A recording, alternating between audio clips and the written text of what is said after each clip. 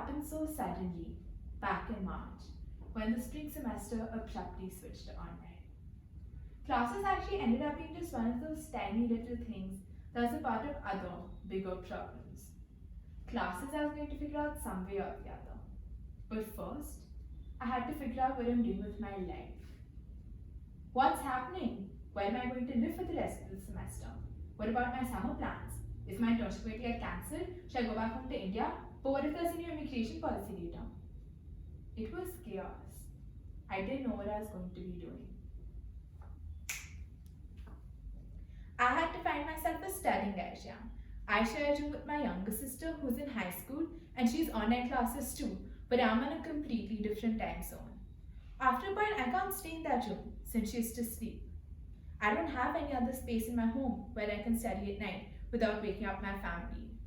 So for me, the biggest question was, am I going to stay at home or move into my grandparents' house?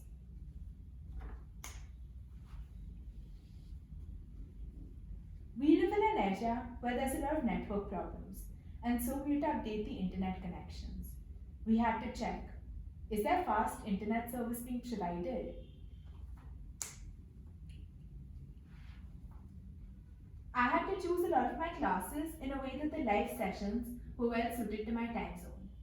First, I had to filter through classes which worked for me time-wise, and then I had to see, am I actually interested in what's being taught in this class?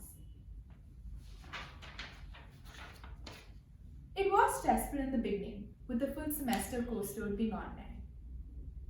It was very alien at first for me, especially because I didn't even take a computer course in my high school. Over the summer, I got used to talking to my friends on Zoom and taking online courses on Coursera. So I think those activities, which I took on for fun, kind of indirectly prepared me for the online learning which was to come. You kids are tech savvy. Maybe in a way you guys are a generation best equipped for this. In fact, hats off to all the teachers who are conducting online classes. It's not easy. Honestly, my professors have done an amazing job with having my first semester online. In one of my classes, we use the chat function on Zoom a lot. Whenever the professor asks a question, everyone puts in their answers. I feel like this is more efficient than an in-person class because everybody is going to say their bit this way. In an in-person class, you raise your hand, wait for the professor to let you answer, and often there's not enough time for everyone to speak. Now, since it's one Zoom chat, the professor also gets to go through all of our answers and I get to hear more opinions this way. I love recorded lectures. You can watch them at 2x speed so you save a lot of time. If you don't understand something, you can instantly rewind, watch the lecture again and understand and then continue watching. If it was a live lecture and I don't understand something, I can't really ask the professor to repeat for like the 5th time. It's good to have both your notes and explanations in hand. I took online classes in spring, summer, and now fall. So honestly, learning online has become very comfortable for me. We're used to it and professors are used to it. It's become the new normal. The main problem now is time difference and things like that. People don't understand what the time difference actually feels like. They think there's just a calculation in your head that you can adjust to. But once you actually experience it and live in different time zones, then you realize there's a lot more that comes with it. It's a very different experience when you're taking classes remotely from the same time zone or from a different time zone within the same country or from completely different parts of the planet. People tend to group all that into one group of remote learning. But since this is an entire college experience, even if you're remote, what your time zone is, what your living and learning environments are like, they all make a very big difference. Planning my schedule with late-night classes is something I'm absolutely not used to. I used to go to bed at 9 o'clock in high school. So for me, this schedule of taking classes so late every night is crazy. Even small things, like converting every deadline in your head to make sure you submit your homework on time, or setting alarms if you have to take a test in the evening because you don't want to forget about that test if you're busy with something else. It's things like that which make a difference, you know. not even being able to participate in any events or club meetings because they all happen at like 3 or 4 a.m. for me. If I get up that late or that early in the morning, my whole day is ruined. I need a good night's sleep to have my schedule going, you know? There's no recorded element or alternate time to give out either. So you're just like, do I have to attend it? Can I just skip the meeting? It sounds easy to say, just wake up for an hour, attend the meeting, and go back to sleep. But then, it'll throw off my next day. During the day is when I have to make progress on my homework and coursework. If I can't pay attention to those, then I'm wasting an entire day for that 1 hour meeting. It's not worth it. It's all sorts of difficulties that most people don't realize actually happen.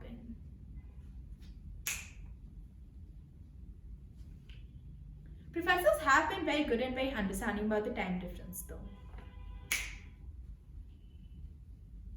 They've been very considerate of it. Yeah, I've seen some exceptional responses. I emailed my professor with a question and said sorry I couldn't make it to office hours because it was early for me. It was at 6 a.m. The next day, he changed his office hours to accommodate students like me in different time zones. And so now, for him it's from 10:30 to 11:30 p.m., which is pretty late for him to hold office hours. For that class, we now have office hours in the morning, afternoon, and night. So whatever time zone you're in, with just a little bit of adjustment, you can definitely make it to at least one of those. In my university, it's compulsory for everything to be asynchronous. So for a student who can't attend live lectures, this is great as everything has to be recorded and uploaded anyway. It's much more accommodating this way. It does get a little complicated to ask for an accommodation though, when I have tests at a strange time due to the time difference. I don't want to email the professors every time, and I want to kind of reserve it so that if I ever need it really badly, I can ask them.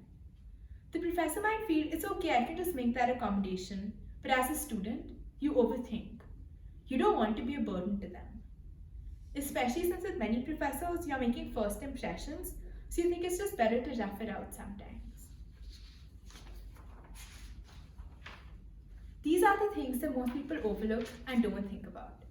Professors can be very accommodating, but in the end, it's also about this formal social relationship that you want to balance. It's hard. It is very challenging. Adapting takes time. It's not as easy as it seems. What I miss the most? Social interaction. Online classes gets really lonely. You're just staring in front of a screen all day. There's really not much interaction with the classmates, and that's a tough one to crack, especially for a first-year student. My younger daughter's in high school and has online classes too, but it's not as if she's joined a new school, so she already has her friends. Interacting with them happens nonetheless. But for my older daughter, who's in her first semester of college, it's not there. I'm finding it hard to connect with new people online. I find it easier to talk to people in person. I can be myself more. You can't gauge what the person is like just through text. Honestly, you don't even feel an obligation to make friends, even though you know you're supposed to be making them. You're at home right now and you're not around those people. It's really difficult to constantly keep in touch with people that you texted maybe once or twice. We've had a little bit of conversation about where you're from, how do you like this class, and so on, but it pretty much flatlines. We don't have stuff to say after a point. Plus with the time zone difference, the conversations are so spaced out. I have one new friend I've made. That's it. And honestly, I doubt it's gonna really change. It's scary because whenever I scroll through Instagram, I see that all the people who are already there, they already have their friend groups made. And I'm coming as an international student later. It could be very difficult for me to make friends because if I don't end up going in January, then I'm not even going to be in residence at all.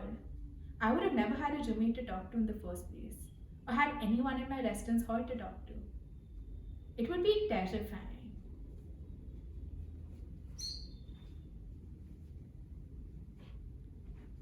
Honestly, this sucks. But I think the good thing that came out of this is as an international student, now you have extra undivided time to spend on just adapting to the different college education system, which is so different from the Indian one that you're used to. Being at home has made it easier because it's not like you're adjusting to too many things at once. You're first adjusting to the education, and then next semester, if we ever make it to campus, you're adjusting to environmental changes too. So this way, you're less overwhelmed. It's definitely made me less stressed about my academics. I really learned how to manage my time better and structure my day effectively. How to draw the line between when I need to continue studying and when I've studied enough so that I don't burn out. It was a very informative experience for me. I learned how to use different online resources and look up and figure out things I probably would have ignored if it wasn't for this. I got to spend a lot of time with my family, and it was good to have that because it helps clear your head.